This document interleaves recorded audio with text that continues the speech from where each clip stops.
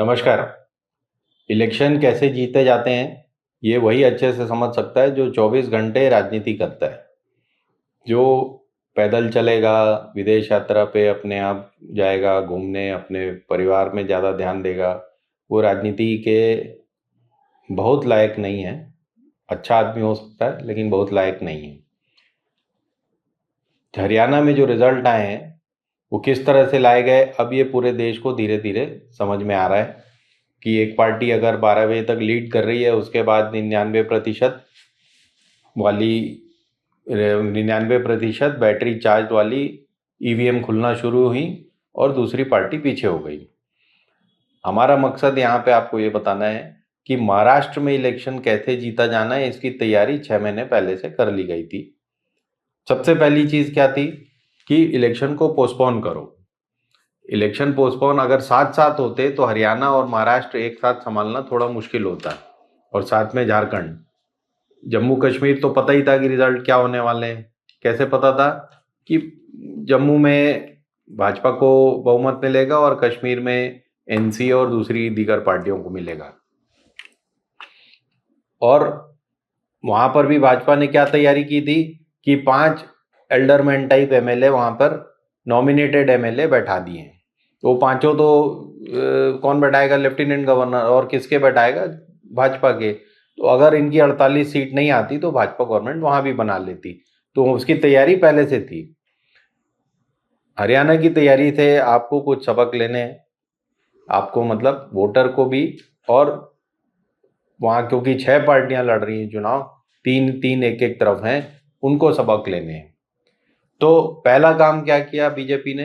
पहला काम किया कि इलेक्शन पोस्टपोन करो। और किस बहाने थे कि अभी बारिश हो रही है जी? अरे पिछले बार भी तो बारिश में ही हुए थे इलेक्शन, 19 में, लेकिन इस बार बारिश ज्यादा हो रही थी तो इसलिए वहां पोस्टपोन करा दिए। अब दूसरा स्टेप क्या लिया कि जैसे ही इलेक्शन पोस्टपोन हुआ, इस बात की तैयारी शुरू हो गई कि जरूरत किन किन चीजों की है। तो पहला खेप में ये आया कि भाई सबसे पहला हमको हिंदू मुस्लिम तो करना ही है, दूसरा हमको महिलाओं को अट्रैक्ट करना है। महिलाओं के वोट बहुत जरूरी हैं। तो ये एक्सपेरिमेंट छत्तीसगढ़, मध्य प्रदेश और राजस्थान में हो चुका है कि महिलाओं को पैसे बांटो, सरकारी खजाने से बांटो। अलग अलग घर में जाके पैसे बांटने की अब जरूरत नहीं बची। अब सरकारी खजाने से रूलिंग पार्टी पैसे बांट देती है और इलेक्शन निपटा लेती है। तो इसकी प्लानिंग शुरू हुई कि भाई कैसे बांटे जाएंगे। तो ये जैसे दूसरे स्टेट्स में चला लाडली बहना और ये महतारी वंदन, इस तरह की योजनाएं जो दूसरे स्टेट्स में चली, उसको यहाँ पर पहले मुख्यमंत्री नाम दिया गया था, तो फिर उससे कंफ्यूजन फैलता, सब लोग क्रेडिट लेते, तो इसलिए उनने उसका नाम दिया लाडली बहना योजना। और 1500 रुपए हर परिवार में, मतलब कम से कम एक और ज्यादा से ज्यादा दो, यानी हर परिवार में 2 लड़कियां तो होती हैं, उनको 3000 रुपए एक एक परिवार को बांटने की स्कीम बना ली। ये स्कीम बंद तो गई, लेकिन पैसा भी तो बांटना है, पैसा लाना भी है और उसे बांटना भी है। तो इसको लागू किया गया अप्रैल से। तो जिस दिन इलेक्शन अनाउंस हुए उसके 2 दिन पहले, इलेक्शन कमीशन तो अपना ही है, जब चाहे इलेक्शन अनाउंस करवा लेंगे। तो जब हमारी तैयारी पूरी हो जाएगी तो इलेक्शन करा लिए जाएंगे, ऐसा ऑपोजिशन पार्टियों का कहना है। तो वो लाडली बहना योजना का कार्यक्रम बनाया गया और आज 7,500 रुपए सब बहनाओं के अकाउंट में डाल दिए गए, एक दिन बाद इलेक्शन अनाउंस कर दिए गए। तो ये लाडली बहनाएं जो हैं विभिन्न क्षेत्रों में, वो अभी भाव विभोर हो चुकी हैं और बह चुकी हैं इस 7,500 की आंधी में। तीसरा उनने क्या किया? उनने बोला अब किसानों को घेरना पड़ेगा, क्योंकि हमने 10 साल तो किसानों के लिए कुछ किया नहीं, आत्महत्याएं भी बहुत हो गई, प्याज के दाम भी बहुत गिर गए और दुनिया भर की हरकतें अलग। तो ये पूरा नासिक बेल्ट जो है जो प्याज का, उससे हमें प्याज खरीदना चाहिए। तो अब इससे एक तीर दो शिकार कैसे होते हैं, इसकी तैयारी भी कर ली।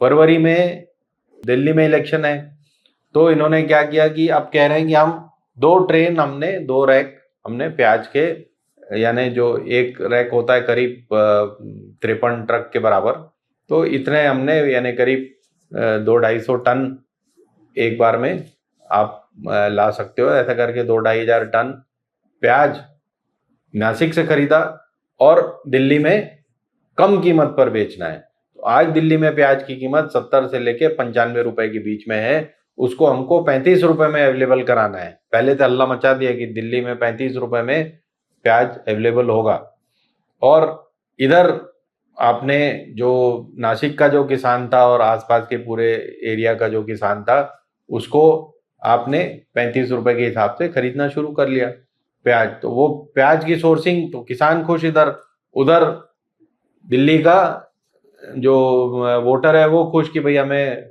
कम पैसे में मिल रहा है। ये अलग बात है कि ये योजना पूरे देश के लिए लागू नहीं होती, ये सिर्फ दिल्ली वालों को प्याज की जरूरत है, मध्य प्रदेश और यूपी और बिहार के लोगों को जरूरत नहीं है, क्योंकि अभी वहां इलेक्शन की कोई गुंजाइश नहीं है। तो ये एक तीर दो शिकार इन्होंने कर लिए।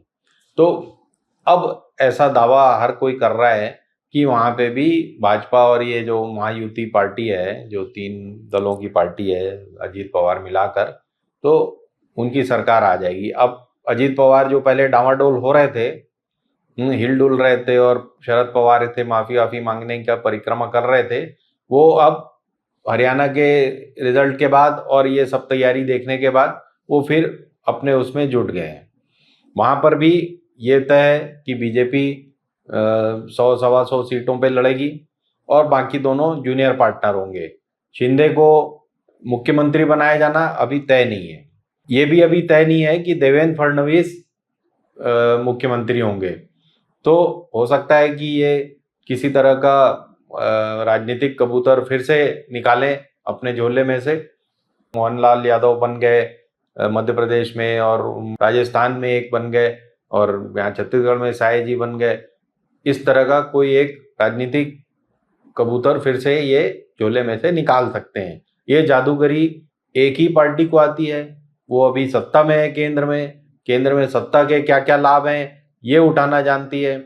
और आप कितनी भी एनालिसिस करते रहिए कि कांग्रेस को और कॉन्फिडेंस हो गया था और जाटों के खिलाफ चला गया वोट और बाकी लोगों को इन्होंने साथ लिया, वो आप कितनी भी एनालिसिस करते रहिए, एक पार्टी वोट लाना जानती है, वोट बनाना जानती है, चुनाव जीतना जानती है, और दूसरी पार्टियां रेस में लंगड़े घोड़े की तरह दौड़ती रहती हैं।